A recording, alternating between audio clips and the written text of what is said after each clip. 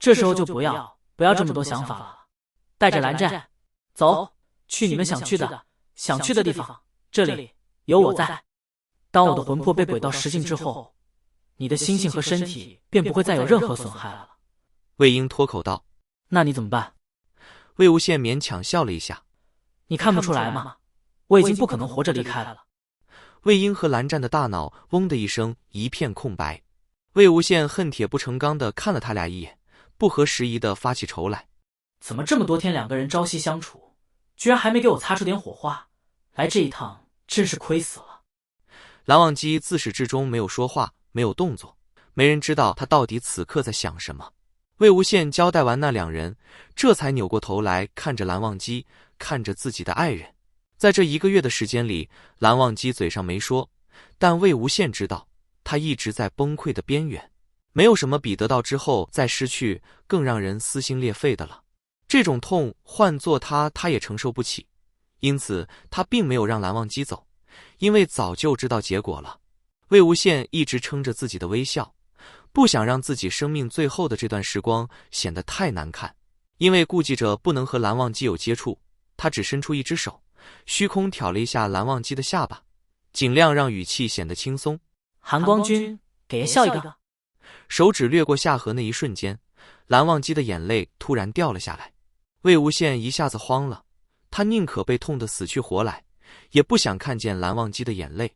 只有一颗泪滴掉了下来，不多，砸在魏无羡的心上，却仿佛有万钧之力。他急忙开口道：蓝湛，别哭，你是韩光君，你不该。蓝忘机却突然不管不顾地握住了他的手腕，将脸放进了他的掌心。我不是韩光君，我是魏婴的蓝湛，我是魏无羡的蓝忘机，我是你的道侣，我是你的爱人。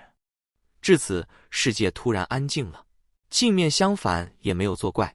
洞外的鸟鸣，由远至近的喊杀，甚至连4个人的呼吸声都消失了。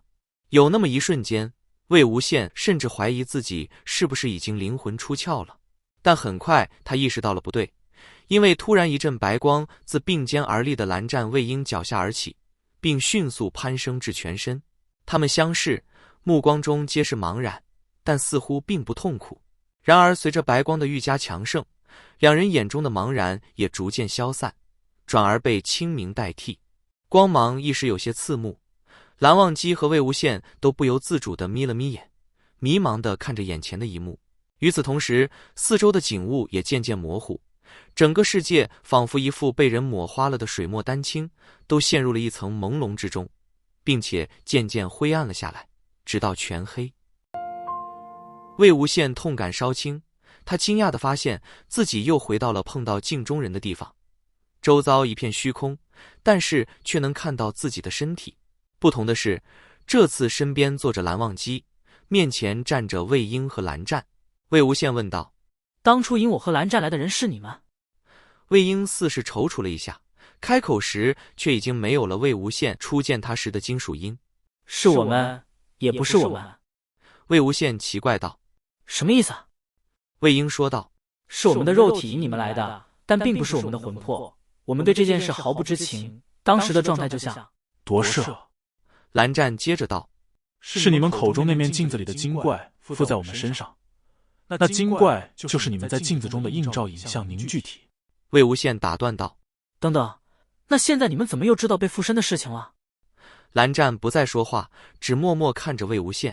魏婴便道：是大蓝湛希望你活下去的愿望太过强烈，在他对自己所属的身份重新定义之后，他在铜镜映出的自己就被唤醒了，然后和你映照出的精怪一起重新附身了我们，告诉了我们前后因果。魏无羡疑惑道：那我为什么会替你受到反噬呢？这话倒没有质问魏婴的意思，他单纯的好奇而已。魏婴答道：那精怪告诉我，因为你曾在镜中使用过鬼道，再加上你的鬼道修为已经超过我了，所以吸引了万鬼的主要注意力。魏无羡瞬间想起来不夜天城里他那一声口哨，内心难免有点想骂人。魏婴继续道：好了，主要是那个精怪告诉了蓝湛反噬的解决方法。蓝忘机前面都听得有些心不在焉，直到这里才猛然惊醒。解决方法？蓝湛沉默着点了点头。魏婴其实也并不知道到底镜中人给蓝湛说了什么。此时看蓝湛表情并不松快，他突然有些紧张，他向前迈了一步，伸手想去揉开蓝湛紧皱的眉头，谁知却反被蓝湛一把握住了手腕。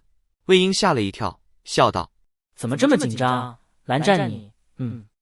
这突如其来的温软触感让魏婴一时呆住了，只一动不动地站着。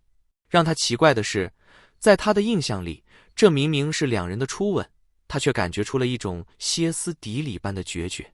蓝湛像是用尽了毕生的力气，在魏婴的唇上辗转摩挲，只有唇与唇的相接，没有更进一步的愉悦。魏婴能感觉出来，蓝湛正在轻轻的颤抖。他抬手握住蓝湛的肩膀，用力拉开他，急道：“到底什么方法？”蓝湛却一声不吭，拨开他一只手，用力拽住，另一只手一把搂过魏婴的脖颈，不管不顾的又将唇贴了上去。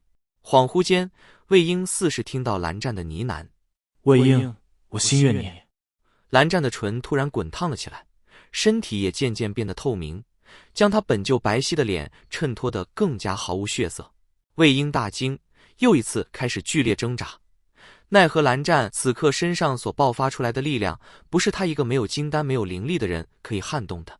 蓝湛不再拽着他的手，转而将两只手都紧紧地搂上了魏婴的腰，死死箍着他。蓝湛的舌撬开了魏婴的齿关，勾起他的舌纠缠不休。魏无羡也大惊，他能感觉出来自己的心脏似乎正在被飞速的修复，有一种酥麻的痒意爬上心间。但是蓝湛的奇怪状态让他忽略了脱离死亡的喜悦。如果这种状态持续下去，那么蓝湛会消失的。魏无羡一把抓住蓝忘机的胳膊，哀求道：“蓝湛，你想想办法，那是蓝湛，他不能死，那也是我的蓝湛啊。”蓝忘机沉默着将魏无羡搂进怀里，低头轻轻吻了一下他的额头。这个时候，触不触碰已经没有任何影响了。魏无羡却从他的怀里挣了出来，跌跌撞撞地向二人跑去。蓝湛终于放开了魏婴，向扑过来的魏无羡露出了一个很淡很淡的微笑。镜中人告诉他的就是如何以自身血肉做燃料，以灵力做助燃剂，借此爆发巨大能量，使这个境内时空出口暂时性被崩裂开来。只要魏无羡和蓝忘机离开这里，自然就不会受到此境的万鬼反噬。魏无羡向蓝湛扑了过去，蓝湛伸手竟然接住了他。看来这个黑暗空间是真实世界和镜中世界的连接处，他们是可以互相触碰的。魏无羡紧紧抱住蓝湛不断透明的身体，他的身体已经在燃烧后一点点凉了下来，身体温度不断挥发着，整个人像是要升华掉了。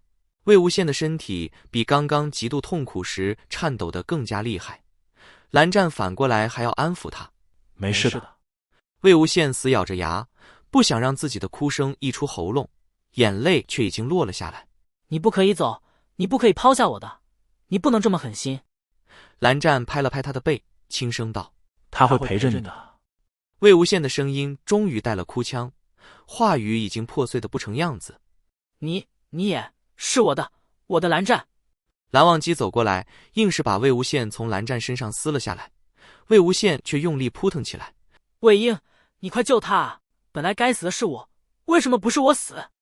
魏婴却从刚刚的恐惧中冷静了下来，也可能只是表面的冷静。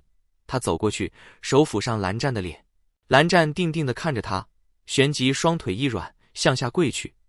魏婴顺势搂住他，跪在了地上，让蓝湛躺在他的怀里。蓝湛小声道：“魏婴，再见。”魏婴笑了一下，眼泪却滚了下来：“蓝湛，再见。”就在三个人的面前，蓝湛由透明变得虚无，最终完全消失在了魏婴的怀里。目睹蓝湛生生死在自己面前的魏无羡，发出了一声撕心裂肺的惨叫。有一束光不知从哪儿硬撕开了一道口子，一点点驱散了周围的黑暗，像魏无羡出入境中一样，黑暗被成缕成缕的吸走，只在三人面前剩下了一人高的成团黑色雾气。不用说也知道，那里就是出口。蓝忘机搂紧了目光涣散的魏无羡，问魏婴：“你要怎么办？”魏婴却答非所问：“快走，不要让蓝湛白死。”蓝忘机察觉到不对，劈手想去抓魏婴的手腕，却被魏婴瞬间闪开。魏婴身无所缚，而蓝忘机还搂着一个魏无羡，这一招未中，魏婴就闪到了他的背后。蓝忘机心中一紧，下一刻身后一阵大力传来，他不自觉一个趔趄，就被魏婴一掌推进了那团黑色雾气之中。蓝忘机闭上了眼，手中更用力搂住了魏无羡。